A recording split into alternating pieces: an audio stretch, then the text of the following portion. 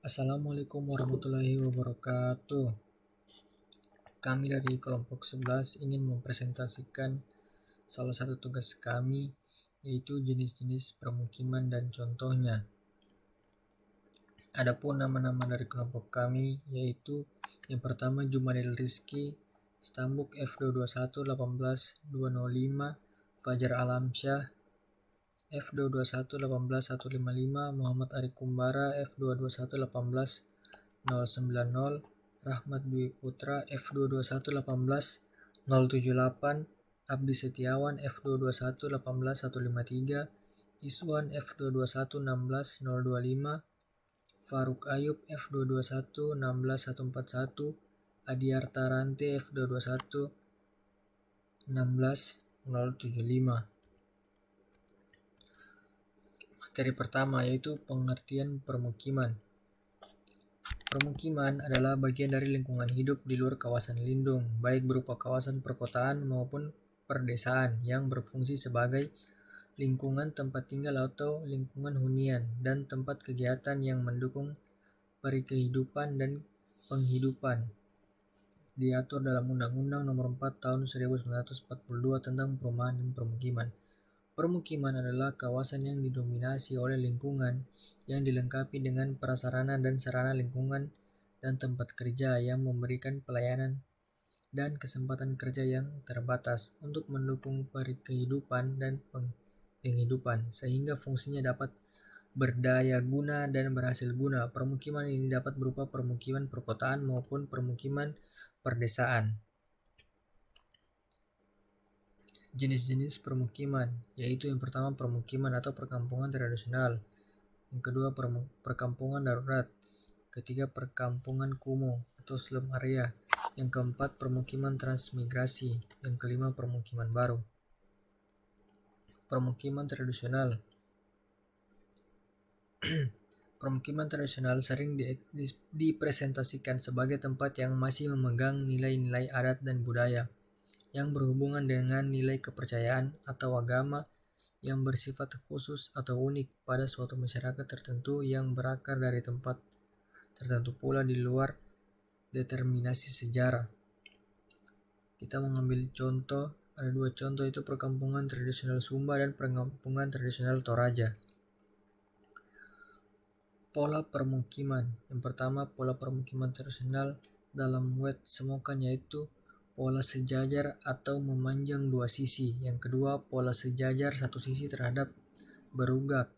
Yang ketiga, mengelompok atau terkumpul. Yang keempat, pola tersebar. Faktor pembentuk permukiman tradisional. Perkampungan tradisional merupakan hasil kesepakatan sosial, bukan merupakan produk orang per orang. Artinya komunitas yang berbeda tentunya memiliki ciri permukiman yang berbeda pula. Perbedaan inilah yang memberikan keunikan tersendiri pada bangunan tradisional yang antara lain dapat dilihat dari orientasi, bentuk, dan bahan bangunan serta konsep religi melatar belakanginya. Oke, materi selanjutnya akan dibawakan oleh teman saya yaitu Jumadil Rizky. Ya, terima kasih atas kesempatan ini. Nama saya Jumadil Rizky, Stambuk F221 18205. Pola permukiman darurat. Begitu pula ada bencana lain seperti adanya gunung berapi yang meletus dan lain-lain. Daerah permukiman ini bersifat darurat, tidak terencana, dan biasanya kurang fasilitas sanitasi lingkungan, sehingga kemungkinan perjalanan penyakit akan mudah terjadi. Pola permukiman darurat adalah tersebar di titik-titik aman dari bencana, seperti contoh gambar di Lombok. 3. Permukiman kumuh.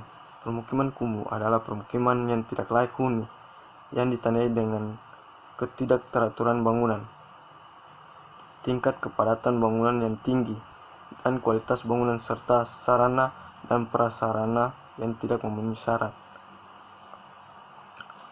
Karakteristik permukiman kumuh digambarkan dengan tingkat kepadatan yang tidak pendidik masyarakat penghuni yang rendah. Permukiman kumuh atau slum merupakan kondisi permukiman dengan kualitas buruk dan tidak sehat, tempat perlindungan bagi kegiatan marginal serta sumber penyakit yang akhirnya akan menular ke wilayah perkotaan. Seperti contoh di samping permukiman kumuh Jakarta, Sungai Ciliwung. Faktor-faktor bentuk dan pola permukiman. Permukiman ini biasanya ditimbulkan akibat adanya urbanisasi, yaitu perpindahan penduduk dari kampung ke kota. Umumnya ingin mencari kehidupan yang lebih baik.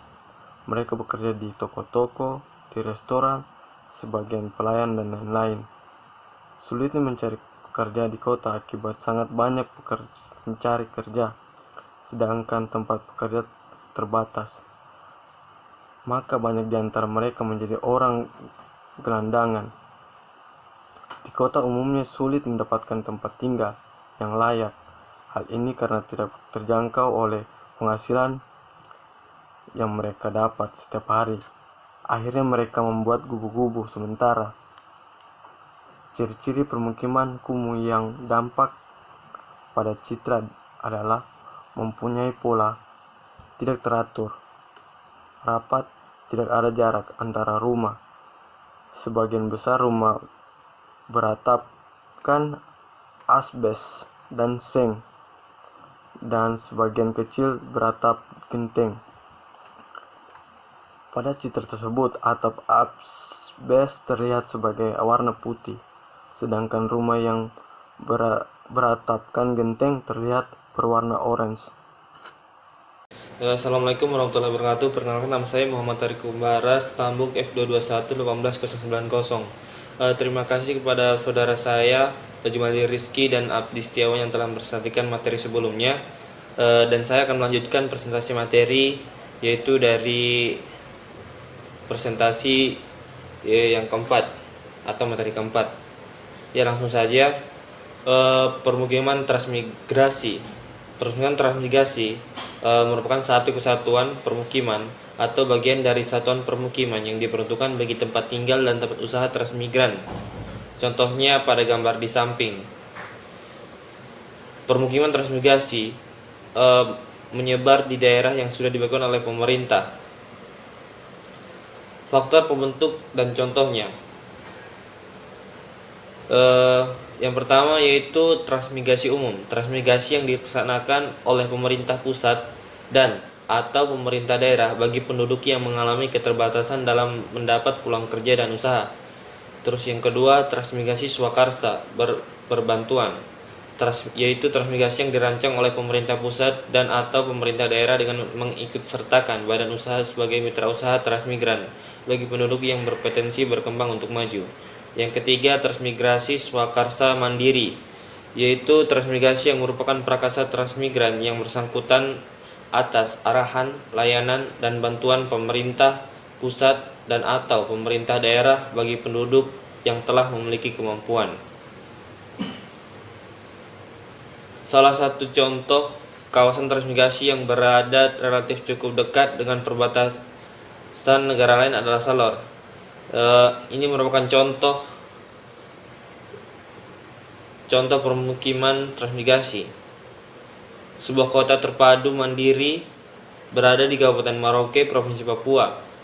Penempatan transmigrasi di Kabupaten Merauke sebelum pelaksanaan reformasi memberikan kontribusi dalam perkembangan pembangunan di Kabupaten Merauke dan Provinsi Papua saat ini.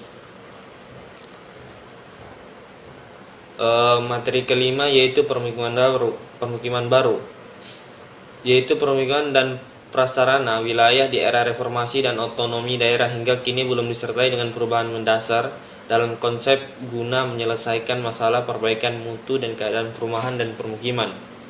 Faktor pembentuk permukiman baru yaitu faktor urbanisasi, faktor sarana prasarana, faktor ekonomi, faktor lahan perkotaan, faktor ruang, faktor daya tarik perkotaan, faktor sosial budaya, faktor status kepemilikan bangunan, dan faktor lama tinggal penghuni.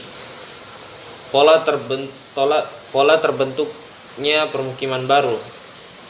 Pola permukiman baru berpola yaitu teratur linear, memanjang. Biasanya pola pada perumahan atau permukiman sangat teratur, rapi, serta sangat bersih dan fasilitas lengkap.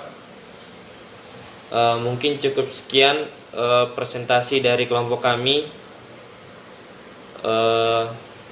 Kurang dan lebihnya mohon dimaafkan. Billahi taufiq wal hidayah. Wassalamualaikum warahmatullahi wabarakatuh.